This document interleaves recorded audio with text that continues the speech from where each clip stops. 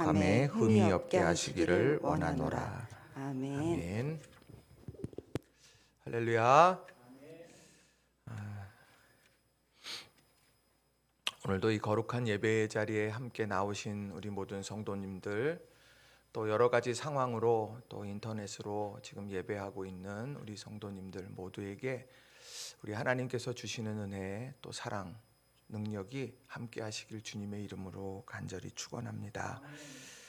오늘은 데살로니가전서 3장 9절부터 13절 말씀을 중심으로 희망의 기다림으로라는 제목으로 여러분들과 함께 말씀의 은혜를 나누기를 원합니다. 인생의 여정 속에서 우리가 아주 익숙한 것이 있다면 그건 기다림일 것입니다. 제가 새벽 기도를 나올 때에 그때에 이미 준비들을 다 하시고 이제 버스를 기다리고 있는 많은 분들을 보게 됩니다. 그 이른 새벽의 추위 속에서 이렇게 발을 동동동 굴르시면서 이 버스가 언제 오나. 그래도 우리나라는 참 감사하게 몇 분 후 도착 이런 게 이렇게 써 있어 갖고 참 좋은데, 그렇게 아침을 기다림으로 이제 시작합니다. 임신한 어머니는 태중의 아이를 만날 날을 기다리게 되지요. 은행에서 번호표를 뽑은 고객은 자신의 차례가 될 때까지 또 기다리게 됩니다. 또 군에 있는 사람들은 제대하는 날을 기다리게 되고요. 그래서 우리의 삶에 이 기다림이라고 하는 것은 너무도 가까이에 있습니다.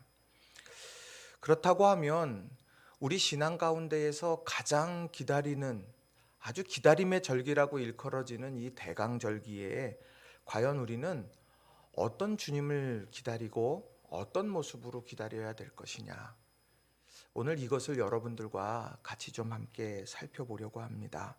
우리가 예수님을 기다린다 라고 하는 것 정말 중요합니다. 근데 그 예수님이 어떤 분이냐, 또 주님을 기다린다 그러면 우리 삶은 어떤 모습이 되도록 힘써야 하겠느냐, 이것을 좀 같이 살펴보려고 합니다. 첫 번째로는 주님께서는 길 없는 곳에 길이 되어 주신다는 겁니다. 주님께서는 길 없는 곳에 길이 되어 주신다.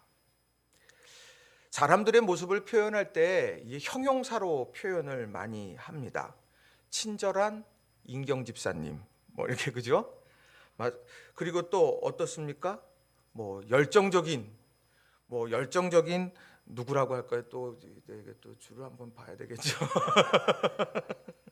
네, 열정적인 김유리 집사님, 예를 들면 친절한 최동규 집사님, 인형 같은 은비, 이제 예를 들면 여러 가지로 이렇게 다 표현을 할 수 있을 것입니다. 그렇다고 하면 여러분들은 예수님을 어떤 말로 표현을 하십니까? 저는 이 성탄절이 되면 이 다가오는 이 대강절 절기에 꼭 이 단어, 이 주님에 대한 표현을 늘 묵상합니다. 길 없는 곳에 길을 내시는 주님. 저는 이 부분을 늘 가슴속에 이렇게 늘 새기면서 그 시간을 지납니다. 예수님께서는 죄와 허물로 인해서 단절되었던 하나님의 나라를 십자가에서 자신의 몸과 생명을 내어주시면서 하나님과 우리 사이를 연결해 주셨습니다. 우리 자력으로 갈 수 없는 길을 그렇게 연결해 주었다라고 하는 것입니다. 그래서 우리는 이 강림절 절기, 대강절 절기를 맞이하게 될 때 바로 이런 길을 내시는 주님에 대한 묵상을 많이 하게 됩니다. 어제 대강절 장식에서 성탄절을 준비하면서 이렇게 예쁘게 추리를 또 이렇게 준비했습니다. 이 추리에 대해서 제가 우리 교회가 사과도 있고 빵도 있고 장미도 있고 이런 말씀은 제가 매년 드리니까 여러분 다 기억하시겠죠. 사과는 회개를 상징하는 것이죠. 우리들이 죄악의 존재다. 그래서 우리는 회개, 아담이 선악을 알게 하는 나무 열매를 먹은 그런 일들을 기억하면서 우리의 정체성을 다시 보는 것이고, 그리고 또 장미는 사막 속에서 장미가 피어나듯이 하나님께서 그런 놀라운 변화를 이끌어 주실 거라는 기대감을 가지고 저 장미를 꽂게 되고, 그리고 저 안에서 불빛이 빛나는 빛은 흑암의 장막을 거두고 이 흑암된 곳에 빛으로 오시는 주님을 이렇게 잘 설명하고 있는 것입니다. 그리고 저기에 저 나무, 저 녹색의 나무는 상록수여서 언제나 변함이 없는 그런 하나님의 그런 변함없는 사랑들을 이야기하게 되는 것이죠. 그래서 이런 의미들을 가지고서 추리를 이렇게 만들어서 이제 장식을 하게 됩니다. 그런데 예년과 다르게 올해 우리 교회에 있는 또 좀 특별한 것이 하나 있습니다. 이 앞에 보면은 포인세티아 화분이 이렇게 탁 놓여져 있습니다. 이 성탄절이 되면, 대강절이 되면 곳곳에 이 포인세티아가 막 이렇게 있습니다. 이 포인세티아의 꽃말 이름이 뭔지 혹시 아십니까? 행복, 축복, 뭐 이런 아주 좋은 의미를 가지고 있는 것이 포인세티아입니다. 그런데 왜 굳이 이 포인세티아를 이 성탄절에 곳곳에 이렇게 장식을 하게 될까요? 물론 행복이라는 말, 축복이란 말, 축하란 말 다 좋으니까 쓰기도 하겠지만 여기에는 하나의 사연이 있습니다. 16세기에 멕시코의 어느 소녀가 너무도 가난한 상황이었는데 이 크리스마스가 되어져서 내가 하나님께 드릴 선물이 있으면 좋겠다 그렇게 하는데 정작 내 손에 돈이 아무것도 없었어요. 그러나 마음속에 내가 하나님께 바칠 선물을 내가 좀 가질 수 있으면 좋겠다 이제 그랬습니다. 그런데 천사가 그 상황을 이제 아주 애타게 여기고 있으면서 이 소녀에게 길가에 작은 어떤 식물의 씨앗을 거두라고 말했다는 거예요. 그래서 그 씨앗을 거두어서 교회의 제단의 앞에 놓았습니다. 왜요? 자기가 가진 게 그 씨앗밖에 없으니까 그것을 제단 앞에다 이렇게 탁 놓았습니다. 그런데 그 씨앗에 있는 생명력을 통해서 그것이 그 씨앗을 뚫고 나와서 아름다운 꽃이 피었는데 그 꽃이 바로 포인세티아라고 하는 겁니다. 그러니까 하나님에 대한 간절한 사랑의 마음, 헌신의 마음이 그것을 긍휼하게 여기는 하나님의 은혜가 그에게 임하고 그가 그 씨앗을 제단 앞에 올려드렸을 때에 이 포인세티아 꽃이 이렇게 핀 거예요. 그래서 이 17세기부터 멕시코의 프란체스코의 수도사들이 크리스마스를 축하할 때마다 이 이야기들을 생각하면서 포인세티아를 그곳에 장식하기 시작했습니다.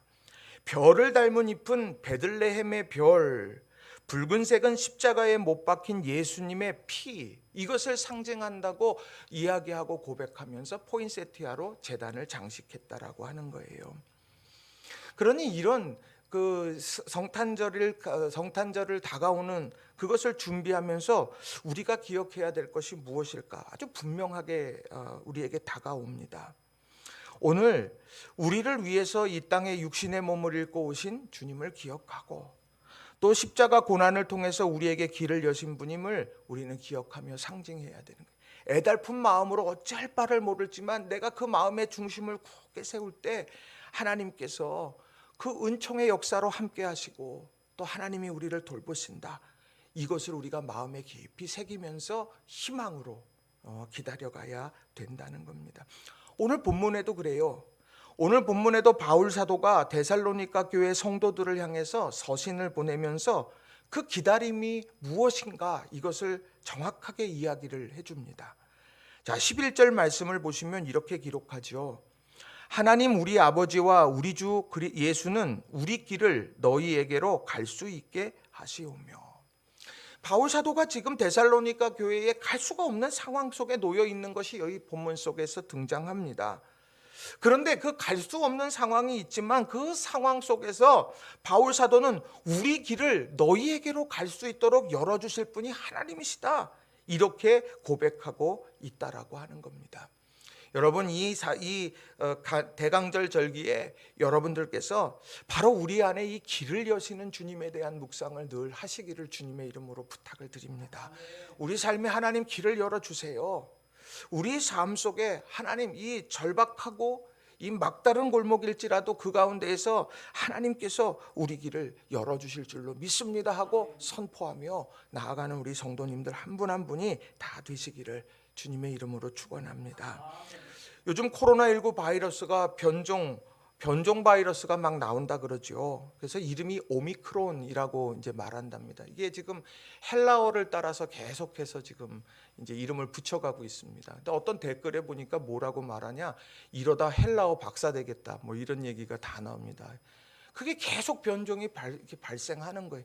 저는 뭐 의학자도 아니고 저는 그런 거 전혀 잘 모르지만 어찌 되어졌건 수많은 변종의 바이러스들이 또 생겨난다라고 하는 것은 우리들에게는 두려운 문제가 된다라고 하는 겁니다. 백신과 치료제가 개발된다 소식을 듣고서 야, 이제 끝나겠구나 그렇게 생각했다가도 어느새 변종 바이러스가 오면 또 막다른 골목에 와 있는 것 같아요. 또 요즘에 사람들이 월급 빼고는 모든 것이 다 올랐다 이런 표현을 많이 합니다. 직장인들 열심으로 살아가는데 지금 너무너무 모든 것이 다 올라버려서 이 밥상 물가 이게 어디까지 갈 거냐 이렇게 이야기하기도 합니다. 또 열심히 일한 노동자들 열심히 일을 했는데 차일피일 월급 결제가 미루어져서 삶의 의욕까지도 빼앗겨버리는 그런 상황도 놓여집니다. 청년들 열심히 공부합니다. 예전에는 얼른 졸업하고서 내가 취업해야지 했다면 지금은 열심히 공부는 하지만 졸업은 미루려고 합니다. 왜요? 그 상황이 좀 나아지면 또 직장에서 많은 것을 찾게 되면 그 기회가 주어지면 그때 내가 졸업하고 가야 되겠다 이런 생각들을 하게 되기도 한다는 겁니다. 다 한 가지로 막다른 골목길 같습니다. 내 노력으로도 또 내 삶의 여러 가지 일들을 놓고 보아도 불확실성이 너무 강하게 된다는 거예요. 여러분 그런 상황에 막다른 골목이라 그래서 막다른 골목이기 때문에 절망하고 포기하겠습니까? 절망의 유혹이 밀려들 거예요. 그러나 그 가운데에서 우리는 주님께서는 길 없는 곳에 길을 내시는 분이다 라고 하는 이런 믿음의 선포를 통해서 또 이런 신앙의 확증을 통해서 나아가는 우리 성도님들이 다 되시기를 주님의 이름으로 간절히 축원합니다. 그래서 대강절초 여기에 보시면 대강절초를 준비를 했습니다. 이 대강절초 매년 밝히게 되지요. 가운데 있는 것이 예수님을 상징하는 초예요. 그리고 저 주변에 있는 초는 각각의 이름이 있습니다. 근데 그 이름에 따라서 이제 점점 이제 한 주 한 주 저것을 밝히고 성탄절에 이제 예수님 초도 이제 밝히게 되는 겁니다. 이번 주보다 다음 주에 2개 밝히면 더 환해질 거예요. 3개 밝히면 더 환해질 겁니다. 그것이 갖는 의미가 무엇일까요? 우리 삶 속에 짙어진 어둠은 주님께서 우리에게 다가오시는 것만큼 어두움은 더 멀리 한 걸음씩 나갈 거다. 이것을 이 기대를 품는 것이 바로 이 대강절 초가 된다라고 하는 거예요. 여러분 사방의 여러 일들 둘러보는 것 좋아요. 그러나 위를 바라보며 사는 우리 성도님들 한 분 한 분이 다 되시기를 주님의 이름으로 간절히 축원합니다. 우리 옆 사람하고 한번 인사하겠습니다. 길 없는 곳에 길을 내시는 주님이 당신 편입니다. 우리 한번 이렇게 인사 한번 해볼까요? 네네. 네. 자, 2번째로는요. 흠이 없는 모습으로 주님을 맞이해야 한다는 겁니다. 흠이 없는 모습으로 주님을 맞이해야 한다라는 거예요. 하나님이 원하시는 모습이 있다면 어떤 모습일까? 오늘 길을 내어 주십시오. 그래서 내가 당신과 만나기를 원합니다. 뭐 이렇게 이야기했던 바울 사도가 그의 뒤이어서 12절과 13절의 말씀을 놓고 보면 우리의 그 만남을 준비하는 성도들의 모습에 대해서 잘 설명을 해줍니다. 자, 12절 말씀을 보시면요. 또 주께서 우리가 너희를 사랑함과 같이 너희도 피차간과 모든 사람에 대한 사랑이 더욱 많아 넘치게 하사. 피차 사랑이 넘치는 모습, 이걸로 준비하라는 거예요. 이런 모습이 있어야 된다. 또 13절 너희 마음을 굳게 하시고 우리 주 예수께서 그의 모든 성도와 함께 강림하실 때에 하나님 우리 아버지 앞에서 거룩함에 흠이 없게 하시기를 원하노라. 흠이 없게 되는 것, 온전한 삶, 이거죠. 그래서 바울 사도는 바로 이런 피차 사랑의 아름다운 모습으로 그리고 거룩함에 있어서 흠이 없는 모습으로 이렇게 주님의 오시는 길을 준비하라고 말씀하고 있다는 겁니다. 그러나 이렇게 이야기하는데 쉽습니까? 피차 사랑 정말 어렵습니다. 그 피차가 누구냐고 하는 거에 따라서 다릅니다. 내 절친? 그러면 만사를 제쳐놓고 그 사람과 함께 슬픔도 기쁨도 함께 합니다. 그런데 나와 조금만 거리가 멀리 있는 사람이어도요, 그 사람하고 함께 무엇인가 한다는 것 쉽지 않습니다. 그것은 자연스러운 것입니다. 그런데 오늘 바울 사도는 피차에 사랑하는 모습으로 살아가라고 말을 합니다. 그리고 거룩함에 흠이 없으라고. 어떻게 거룩함에 흠이 없을까? 어떻게 살아가는 것이 온전하게 사는 걸까? 막연하고 내가 그렇게 산다는 것, 내가 그렇게는 못 살 것 같아. 이런 생각을 많이 하게 된다는 거예요. 그런데 중요한 건 저는 하나님께서는 우리들의 태도를 보신다. 저는 그렇게 생각을 합니다. 우리가 아무리 기쓰고 용써도 완벽할 수는 없다. 그러나 하나님께서 기뻐하시는 그 모습을 내가 그 모습을 향해서 조금이라도 성장해 가는 것, 하나님은 그것을 기뻐하실 거다. 저는 그렇게 생각을 합니다. 그러려면 어떻게 해야 되느냐? 피차 사랑하는 것, 그리고 거룩함에 흠이 없는 삶을 사는 것, 이것은 다른 게 아니라 바로 주님 앞에 의탁하는 것, 그것만이 우리가 변화될 수 있는 모습입니다. 자, 12절 말씀을 세 번역으로 보면은요, 주어가 아주 분명하게 나옵니다. 또 우리가 여러분을 사랑하는 것과 같이 주님께서 여러분끼리 서로 나누는 사랑과 모든 사람에게 베푸는 여러분의 사랑을 풍성하게 하고 넘치게 해주시기를 빕니다. 오늘 주님께서 여러분들이 나누는 사랑이 풍성해질 수 있도록, 피차의 사랑이 풍성해질 수 있도록 주님께서 그렇게 하실 거라는 거예요. 오늘 또 13절에도 보면 그래서 주님께서 여러분의 마음을 굳세게 하셔서 우리 주 예수께서 자기의 모든 성도들과 함께 오실 때에 하나님 우리 아버지 앞에서 거룩함에 흠잡힐 때가 없게 해주시기를 빕니다. 너희가 흠잡을 때가 없게 살라고 그렇게 내버려 두시는 것이 아니라 주님께서 거룩함에 흠잡힐 때가 없도록 만들어 가실 거다. 그러니 이거는 다시 말하면 위탁하는 삶을 살라는 거예요. 의탁하는 삶. 코로나19 되고서 사우나 가본 지가 언젠지를 모르겠습니다. 그래도 사우나 하고서 이렇게 딱 하고 나오면은 그 차가운 바람 싹 들어오면은 막 그냥 기분도 막 그냥 좋잖아요. 그래서 근데 이제 그런 게 이제 하도 오래돼 가지고 이제 언젠가 그런 생각이 들어요. 근데 여러분 사우나에 복음의 말씀이 기록되어 있는 거 여러분 아십니까? 주님의 마음이 담긴 아주 중요한 말씀이 있습니다. 뭐냐? 맡기시지 않은 물건은 책임지지 않습니다. 복음이에요, 그게. 하나님은 우리들에게 말씀하세요. 내 인생을 내게 좀 맡겨라.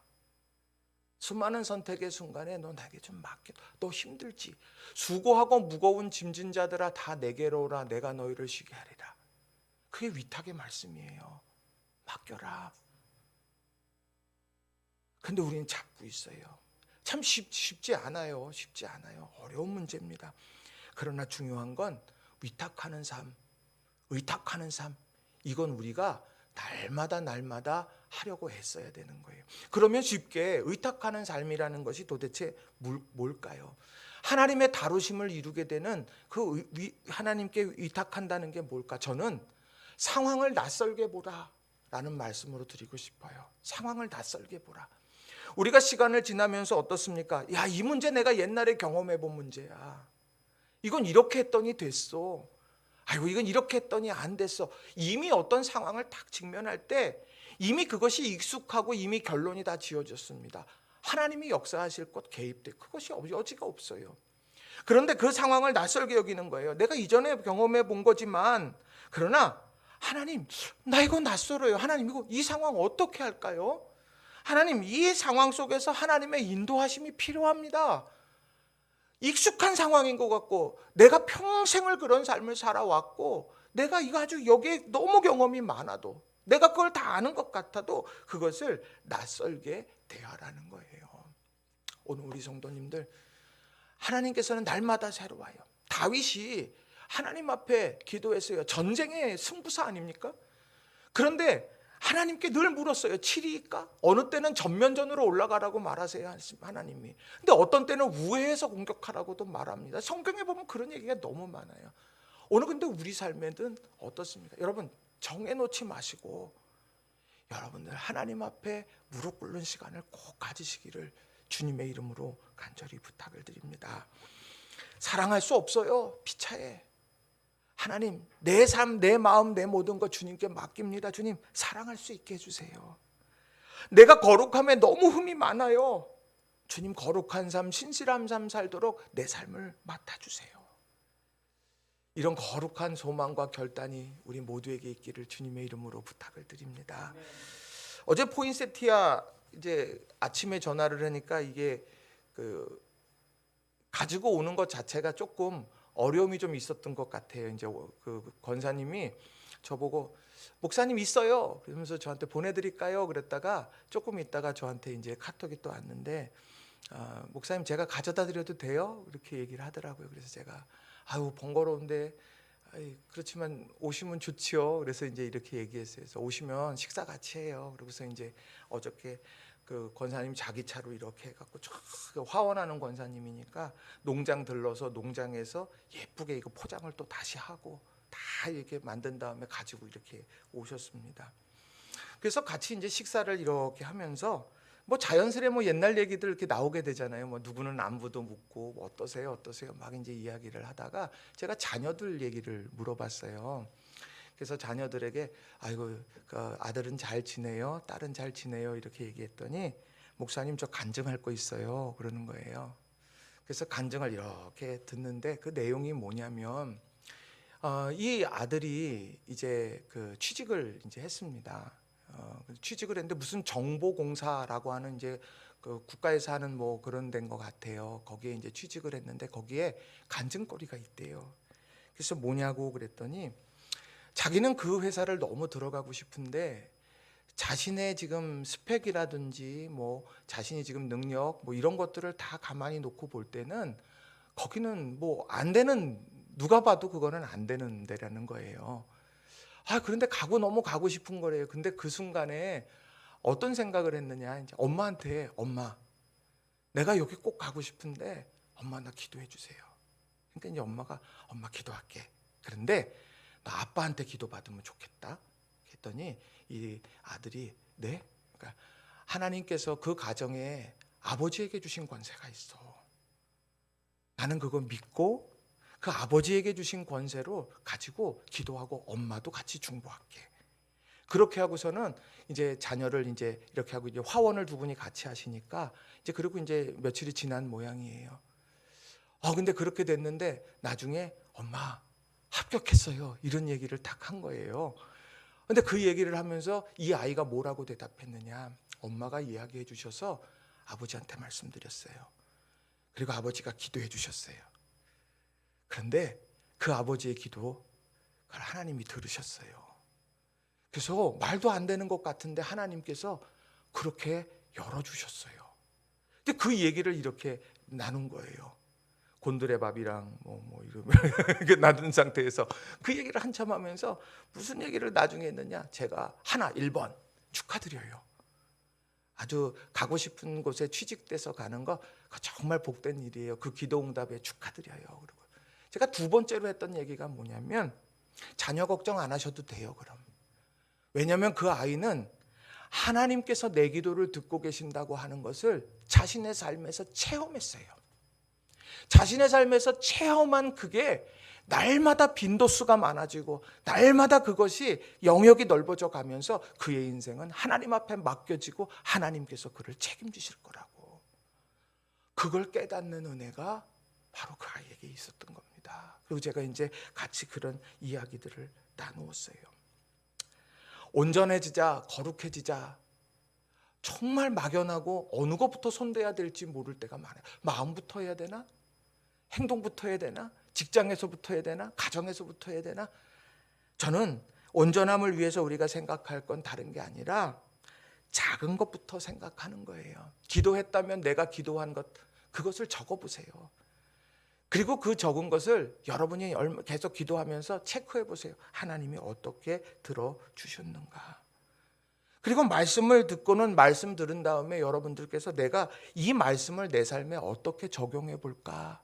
내가 지금 이 문제 앞에서 기도해야 되는데 그 문제는 과연 무엇일까? 이런 것들을 아주 구체적으로 적어가면서 그것을 체크하고 기도하는 것. 이게 바로 우리의 온전함을 이루는 거룩한 습관이 된다라고 하는 것입니다. 어제 제가 그 집중기도회 때 수고하고 애쓴 우리 그 세계적인 주성이와 세계적인 은비와 식사를 같이 했습니다. 그래서 같이 이제 식사를 하면서 이제 이런저런 이야기들을 나누었는데 주성이가 저한테 간증을 했어요.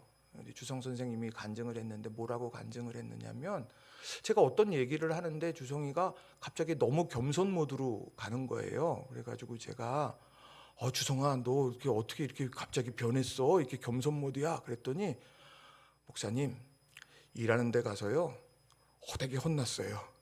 그 얘기를 이렇게 하는 거예요. 그래서 제가 이따가 야 100번 설교보다 낫구나 한 방에. 그랬더니 저한테 간증을 뭐를 하느냐, 목사님 설교 말씀이 제게 주시는 권면의 말씀인 것 같아요.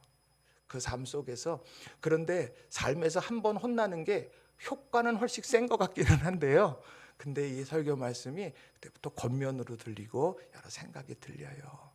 생각이 들어요. 이런 얘기를 하더라고요. 그래서 제가 집에서 어저께 밤에 잠들면서도 그래 귀하다.